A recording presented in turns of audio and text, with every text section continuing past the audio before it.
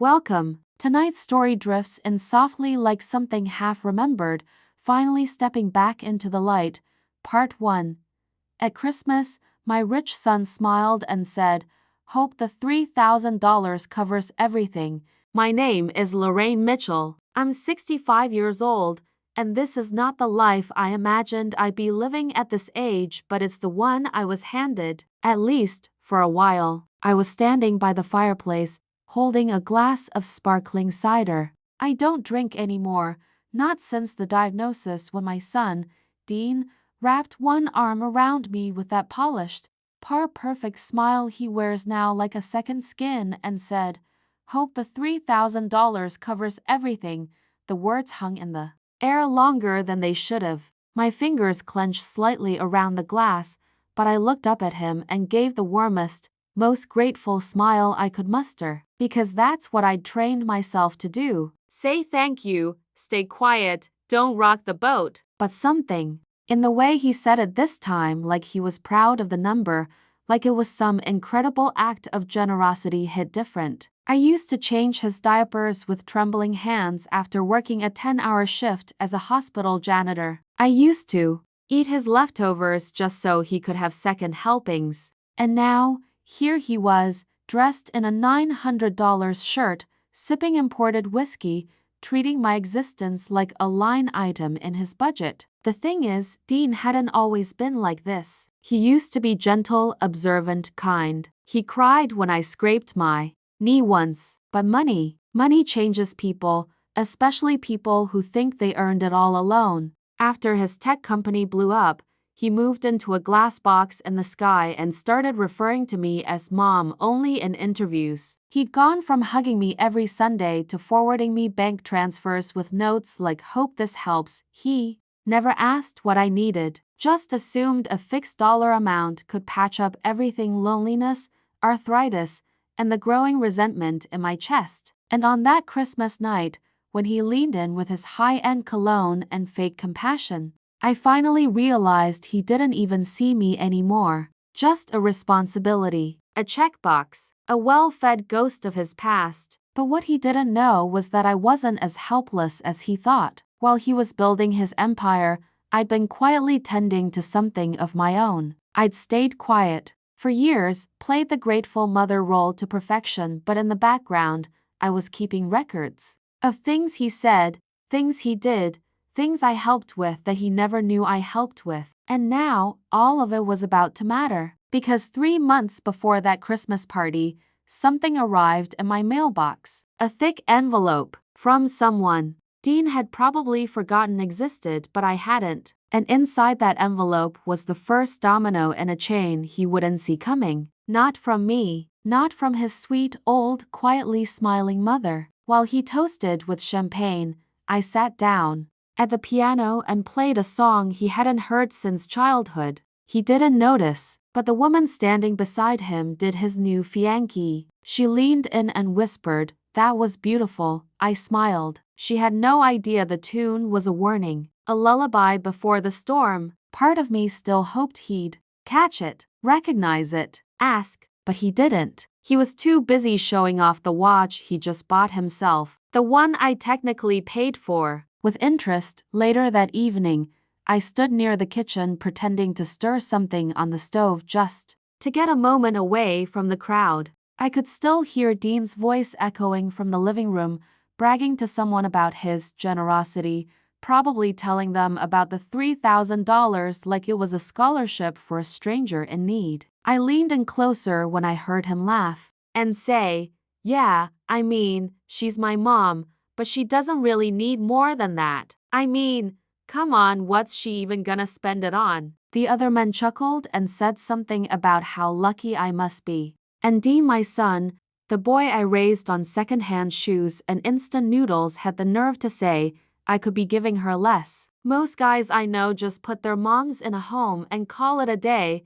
I closed my eyes for a moment, not because I was angry, but because the burn behind them had nothing to do with tears. I'd heard that tone before, just never directed at me, like I was some afterthought, some aging dependent dragging down his image. I straightened my shoulders and walked back out, passing him as he topped off someone's drink, and for a second, I caught his eye. He smiled again, smooth and confident, and said, "Everything good, Mom? Kitchen still standing?" I gave him the same calm nod I always gave, the one that used to mean I was proud of him. It didn't anymore. He turned away before I could answer. Just like always, I could see his fiancée, Naomi, standing by the mantel, watching him. She looked beautiful, poised, exactly the kind of woman he wanted everyone to see him with. But she didn't know the full Dean. Not the version that once screamed at me over the phone when I asked if he'd help cover his uncle's funeral expenses. Not the version that forgot my birthday 2 years in a row, then posted some hollow Mother's Day caption just to boost his brand. She only saw what he let her see, the generous, brilliant man who gave his mom a comfortable retirement and never mentioned the resentment in his voice when the bank app showed another automatic payment. That envelope I'd received, the one I kept hidden in the drawer under the phone book, had something inside that Dean had conveniently forgotten. A legal signature, handwritten in his college days, granting me temporary ownership of the apartment I helped him buy during his first startup collapse. He never took it back, never filed the reversal, probably didn't even remember signing it, but the law did. And now that the building had quadrupled in value and become the headquarters of his family-founded empire, I held a key he didn't realize existed. I hadn't used it, not yet, but I kept it close, tucked behind the piano sheet music he never asked about, inside a folder labeled taxes.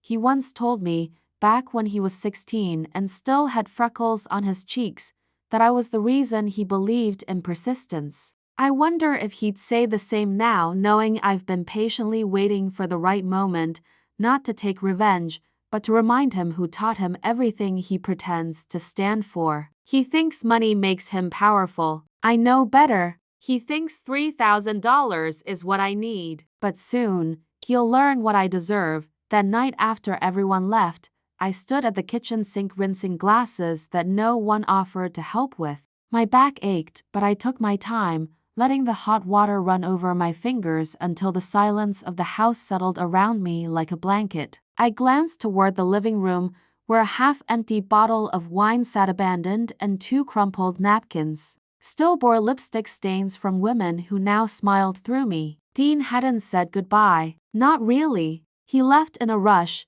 claiming an early meeting, kissing the top of my head like he was doing me a favor, and muttering something like, "Let me know if you ever need more than the $3,000, okay?" More than the $3,000. As if it were charity, as if I'd ever asked. The truth is that money started showing up 2 years ago, not after any heartfelt conversation or plan, but after one of his assistants called asking for my social security number for tax purposes. A week later, I got the first transfer. No card, no note, just the funds. At first, I thought it was a mistake. Then I realized it was his system, automatic and personal, and just enough to ease his guilt without having to face it. He never called to ask how I was managing or if the water heater still leaked, but every now and then, he'd drop a phrase like, "That's why I send you money," as if it excused the years he hadn't visited,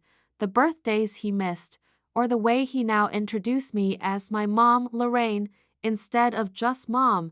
That difference stung more than I expected. Naomi had sent me a lovely message the next day thanking me for hosting, complimenting the meal, even saying the house had soul. I liked her. Still do. But she doesn't know the full picture. She doesn't know that the dining table they toasted at was bought secondhand after Dean's father left us with nothing but debt and silence. She doesn't know I skipped my own prescriptions last month because the electric bill spiked. And she definitely doesn't know that Dean once called me an emotional liability when speaking to a journalist off the record, a comment that made it into a draft I happened to read before publication. He claimed it was taken out of context, but I know how he sees me now, a burden he can dress up in money and distance. What Dean has forgotten, or maybe never really knew, is that I spent decades surviving without his help. The $3,000? It goes untouched most months. I let it sit. I don't need it, not in the way he thinks I do. Because while he measures love in bank transfers,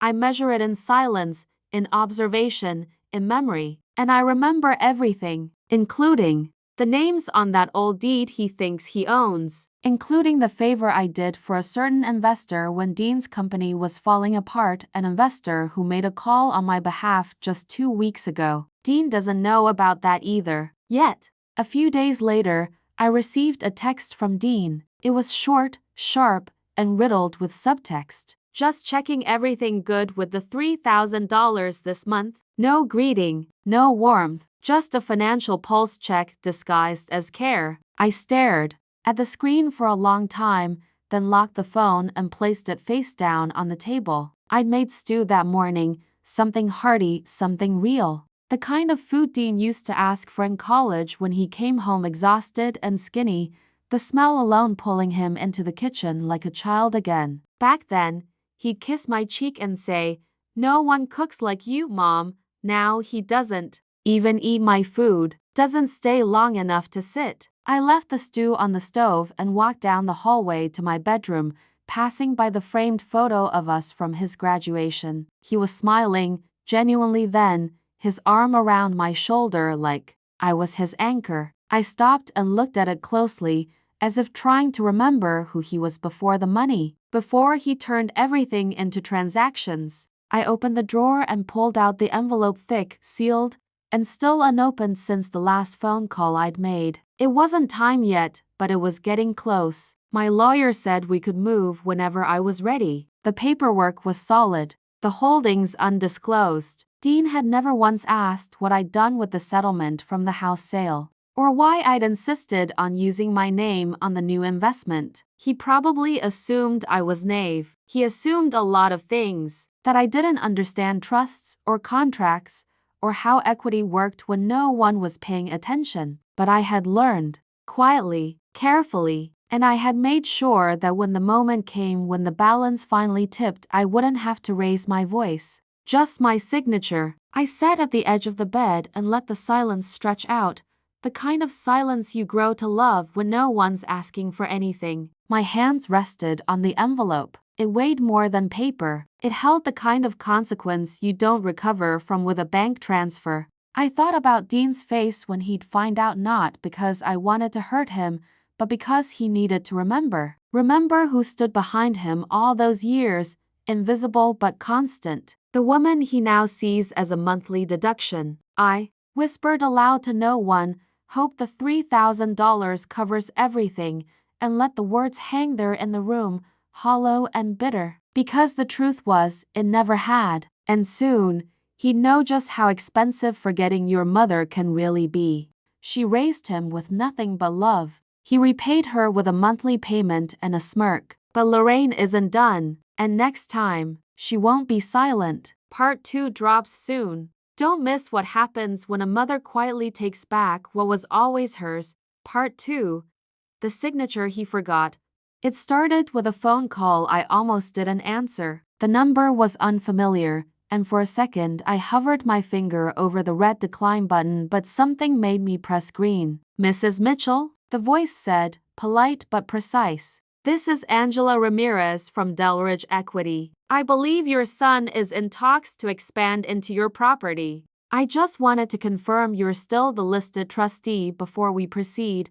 I felt the air shift around me. Quietly, I stood and walked to the drawer where I'd kept the envelope, opening it now like it was nothing more than a letter from an old friend. "Yes," I said, calm and measured. "I'm still the trustee." There was a pause on the line, the kind professionals use when they're recalibrating. Then she said, "Thank you, ma'am. We'll hold all final documents until we hear directly from you."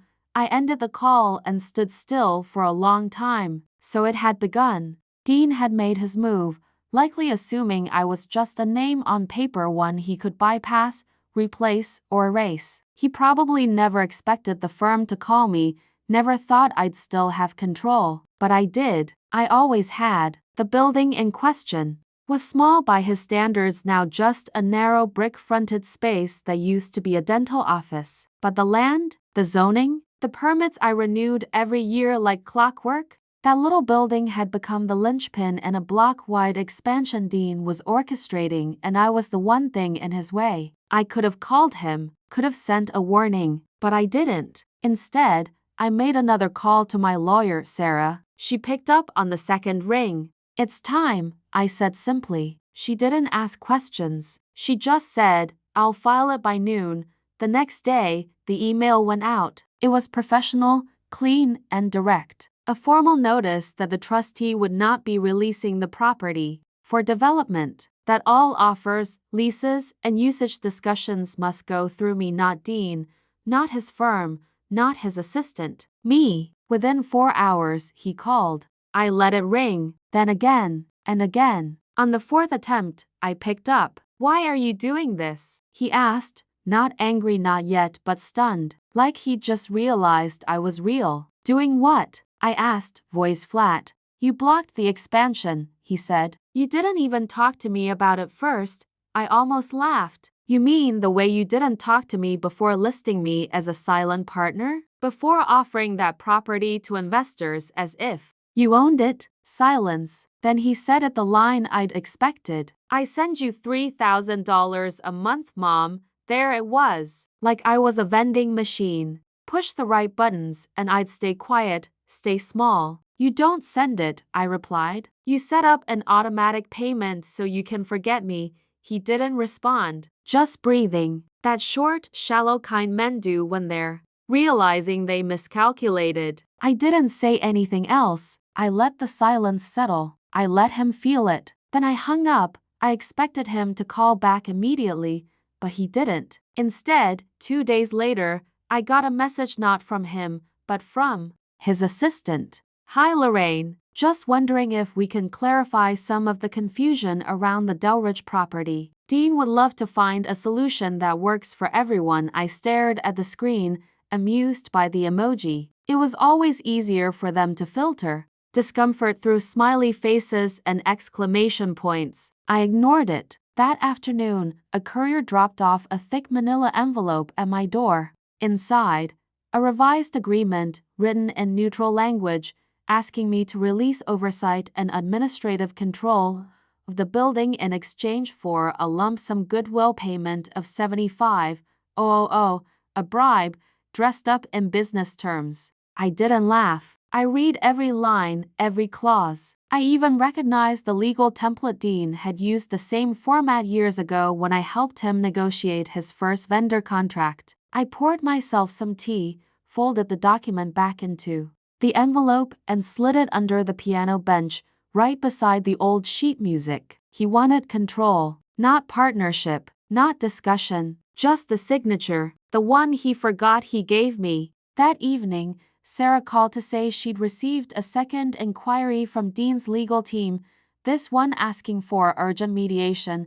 I told her to wait. "No action yet," I said. "Let him sweat." She chuckled softly. "You're better at this than half the CEOs I work with." I wasn't proud. Not exactly. But I'd learned that silence, when used well, could make even the loudest men uneasy, especially when they were used to buying their way through discomfort. Naomi reached out the next day. A simple text.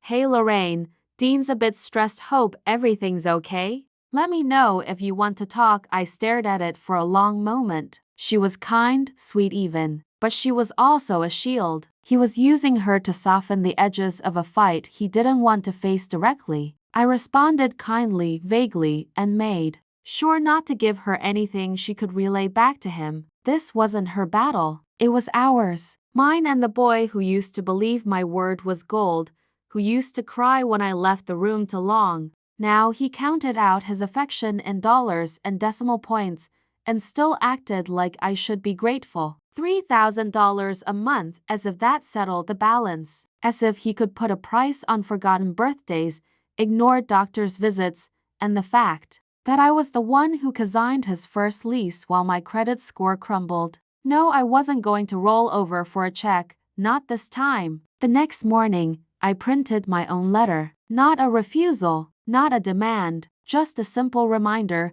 addressed to his company's board, outlining my legal status as property trustee. attaching the original notarized document and including the clause. Dean had forgotten the one that required my signature to execute any development. I mailed it certified, and then I waited. By the end of the week, I knew he'd received the letter, not because he responded directly, he didn't, but because I got a call from someone much higher up than usual. Mrs. Mitchell, this is Aaron Caver from Delridge Strategic Relations. Would you be open to a brief meeting with Mr. Carter to discuss possible resolutions? Mr. Carter, not Dean, not your son, that told me everything I needed to know. They were panicking behind glass doors and marketing decks, trying to figure out how a retired widow had just stalled a multi-million-dollar development. I said I'd think about it. Then I hung up and made tea. Sarah called that evening, more amused than concerned. They're trying to reclassify your agreement as informal, she said, then added, they must really not know you. I smiled. Not because I enjoyed any of this, but because it confirmed what I already suspected. Dean had built an empire without double-checking the foundation, and part of that foundation was me. A woman he assumed would be too quiet, too old, or too grateful to ever stand in his way. But I wasn't standing in his way. I was standing in my own place, the one I helped pay for, preserve, and protect. He just didn't like that I still had the keys. The next day, Naomi showed up. No call, no warning, just knocked on my door wearing a camel-colored coat and an expression full of concern. Hi, Lorraine. Do you have a moment? I let her in, made her tea, and waited. She sat on the edge of the couch like she wasn't sure if she should be there. Dean's been difficult lately, she said carefully. He's under a lot of pressure.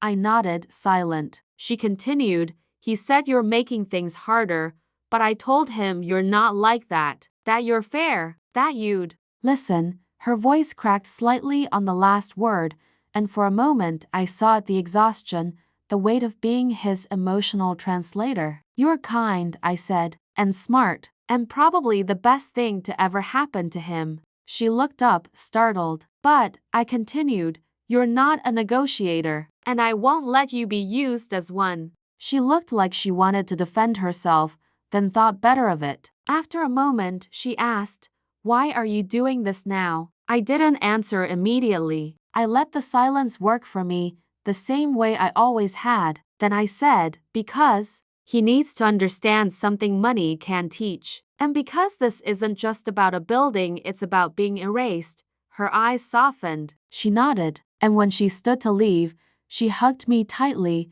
like a daughter. For what it's worth, she whispered, I'm on your side.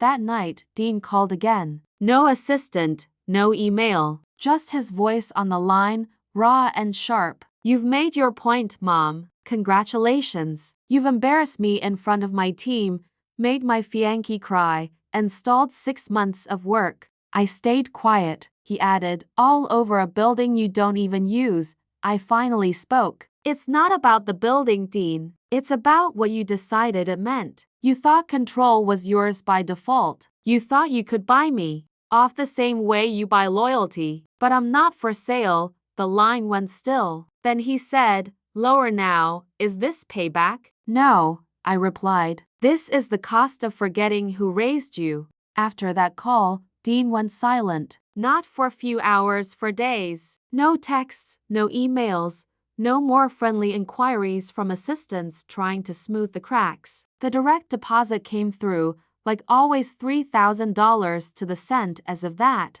monthly gesture still meant something. But this time, I opened the banking app, stared at the transaction, and finally tapped cancel recurring. Not as a punishment, as a statement. He no longer got to pretend that money replaced presence, that deposits meant devotion. I didn't need his allowance. I never had. What I needed was what he no longer offered: respect, acknowledgement. A seat at the table I once built for him from scratch. A week passed before the next contact came, this time through Sarah. He's offered a compromise, she said. 50% equity, your name on all development credit, and annual profit share. I blinked slowly, letting the silence fill with all the things I could have said that he should have started here, that I never wanted to fight, that all I ever wanted was to be treated like more than a footnote in his success story. But instead, I said, "Make sure it's in writing." She paused. "You're accepting?" "I'm setting the terms," I corrected, not surrendering. That evening, I wrote Dean a letter. Not an email, not a text. A letter, the kind you hold with both hands, the kind you don't delete. I didn't say much, just a few lines, written in my own handwriting, steady and plain. "I raised you with everything I had. You grew into a man who thought money replaced memory. I didn't stop you to hurt you. I stopped you so you'd finally see me." I mailed it the next morning. No return address, no note tucked inside the envelope, just my words, and in them, the last piece of the lesson. A week later, a card arrived. Thick paper, my name in ink, Dean's handwriting. Inside, "I'm sorry," that was all. But for once, it wasn't followed by a check. And, for now, that was enough. Part 3. The lesson money couldn't buy. 3 weeks passed. I didn't hear from Dean, and I didn't expect to. That card to words in his handwriting wasn't an apology, not really. It was an opening, a pause in a lifelong monologue he'd been performing where I was never more than a supportive footnote. I wasn't angry anymore. I wasn't even waiting. I spent the days tending the garden behind the house he thought I'd sold years ago. I hadn't. I'd rented it out, reinvested quietly, and now lived there again, just me, the land, and a porch that caught the sun at exactly 4 p.m. the way it always used to. Naomi visited one Saturday morning. No warning, no pretense. She brought muffins and a soft bouquet of white peonies, and when she sat on my sofa, she didn't pretend she wasn't nervous. "He's different," she said. "Since the letter, since everything." I didn't respond. I let her fill the air with what she needed to say. "He canceled 2 meetings this week, told the team he was flying out to see a friend." When I asked who, he said, "I'm hoping she'll still consider me family." Her voice broke on the word. I looked at her, really looked at her, and I could see the weight she carried for him, the same weight I'd carried for decades. "He's still learning," I said. "But learning doesn't mean entitlement to forgiveness. It means accepting what changed in the time he looked away."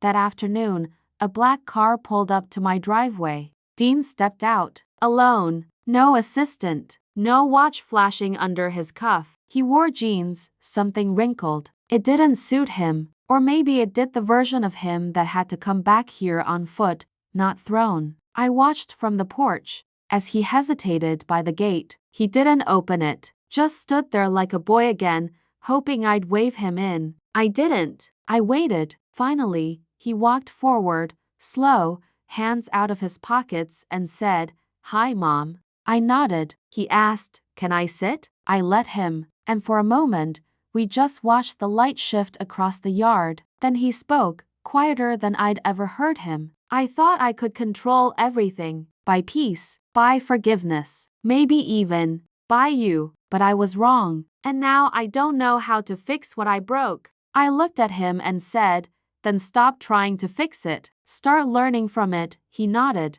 I could see something behind his eyes, not guilt, not shame, but the smallest flicker of awareness of who I'd always been and who he'd chosen not to see. We didn't talk business. We didn't revisit contracts. I didn't bring up the property, the lawyer, or the deal he'd nearly stolen out from under me. I didn't need to. That lesson had already landed. Instead, I said, "There's soup on the stove." His eyes softened. "Still your recipe?" I smiled. "No better." He followed me in, slower than before, careful, like he knew this time he didn't get to walk ahead. And for the first time in years, I didn't feel like a mother clinging to what little she was given. I felt like a woman who'd taken back what was always hers, not just a signature, not just a property, but her place in the story, the one she wrote silently from the beginning. Dean followed me into the kitchen like a man walking through a museum of memories he barely recognized. He glanced at the old kettle on the stove, the hand-painted ceramic mug by the sink, the crooked frame above the window that read, "Home is not a place, it's a person," I watched his eyes land on it for just a second longer than the rest. He didn't say a word about it. I ladled soup into 2 bowls, slid one across the table, and took my seat. He tasted it, paused, then smiled faintly. "You're right," he said. "It is better." I didn't smile back. I wasn't here to reward crumbs. "Why now?" I asked, letting the question settle. He didn't pretend not to understand. "Because I kept waiting for you to thank me," he said. "For the money, for the support. But I realized you never needed it. You just wanted to be seen. And I didn't see you, Mom. I saw an obligation, a debit." The word stung, even though I knew it was honest. "And the apology card?" I asked. "Was that your idea?" He nodded. "Wrote it 3 times. The first version was performative. The second one had numbers in it, offers. This one." He trailed off. I didn't know what else to say. "Then don't fill the silence," I told him. "Let it teach you something." He looked down. "I've built everything. By talking, pitching, convincing. I don't know how to just sit with silence." "That's why you came here," I said, "because silence isn't empty here. It's earned." He didn't argue. And that, more than anything, showed me he was starting to understand. We finished the soup quietly. The clock ticked loud in the background, but neither of us moved. The air felt heavy with everything unsaid: the birthdays missed, the dismissive texts, the years I spent pretending $3,000 made up for the hollow space at my table. He opened his mouth once, then closed it again. I let him stew, let him feel what it's like not to be rescued from discomfort. Finally, he said, "I've got one property left that's still in your name. Do you want it back?" I looked at him for a long moment. "I never lost it," I said. "I was just waiting for you to notice whose name you were building on."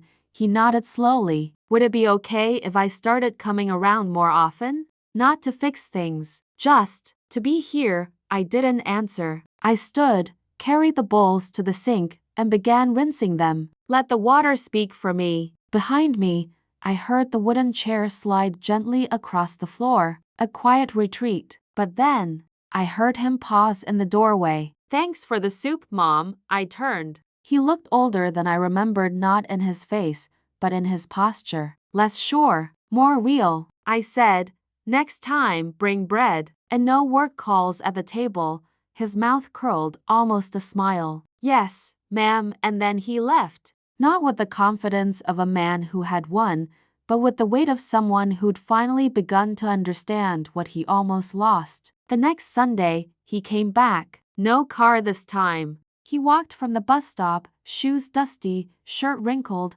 holding a paper bag with a loaf of sourdough he probably bought from that little bakery he used to tease me for loving. He didn't knock right away. I heard his footsteps stall at the gate again, as if waiting for some silent permission. I opened the door myself and said nothing, just turned and walked back toward the kitchen. He followed. He always did, eventually. We didn't say much that morning. I made coffee. He sliced bread. There was something almost reverent in the way he moved, like he finally understood this wasn't a kitchen, it was a chapel, and he was late to service. He set the table with mismatched plates, the same ones he used to call junky, the ones I kept because they still worked. And when we sat down, he didn't start talking. He waited. That was new. "I've been looking over the equity agreements," he finally said. "There were more names missing than yours." I nodded. "I already knew." "You planning to fix it?" I asked. "I already started," he said. "The hard part isn't rewriting the documents. It's calling people I've ignored for years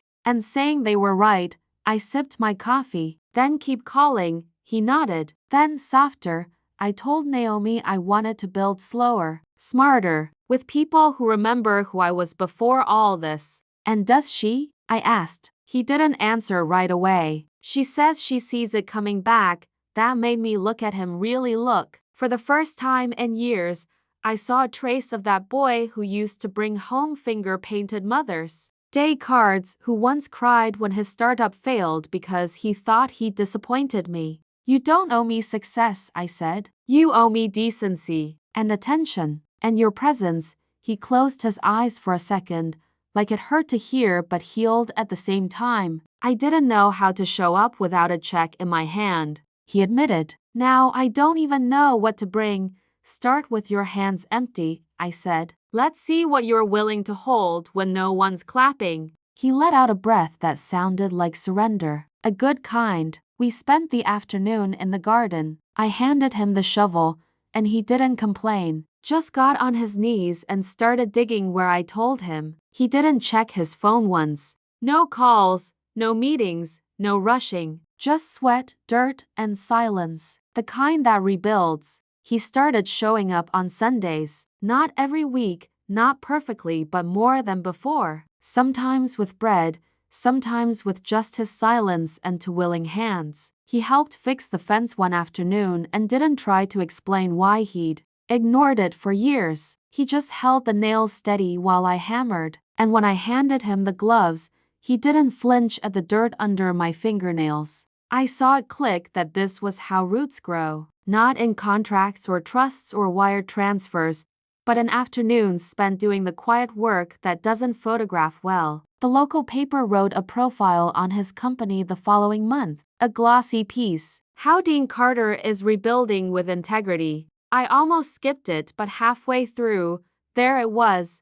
My name. Not in a footnote, not buried. Right in the second paragraph. The turnaround, he says, began when his mother reminded him of what he'd built on her shoulders. No quotes. No embellishment. Just that one sentence, honest, still and sharp like the cold edge of a well-used knife. I clipped it out. Not to frame. To fold into the old piano bench next to the cancelled transfer letters, just to remind myself that sometimes the best victory isn't public. It's knowing they finally see you without being forced to. One rainy Tuesday, he showed up with Naomi. She brought tulips and a recipe card, said she wanted to learn the soup. I let her stand beside me at the stove, let her ask questions, let her stir. She moved slowly, gently. Dean sat at the table, elbows in, phone off, watching us the way someone watches a memory come to life again. That night, after they left, I washed the dishes alone. The water was hot, the window steamed, and for the first time in a long time,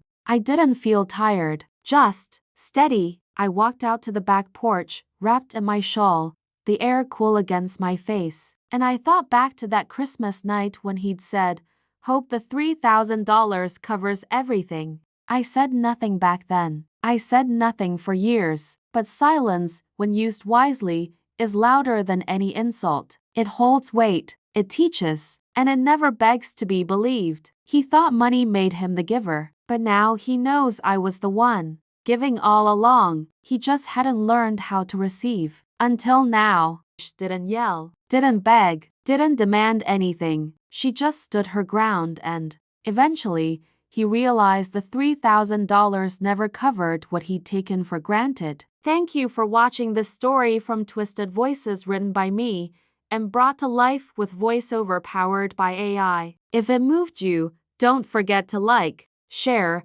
and follow for more stories where silence speaks louder than words.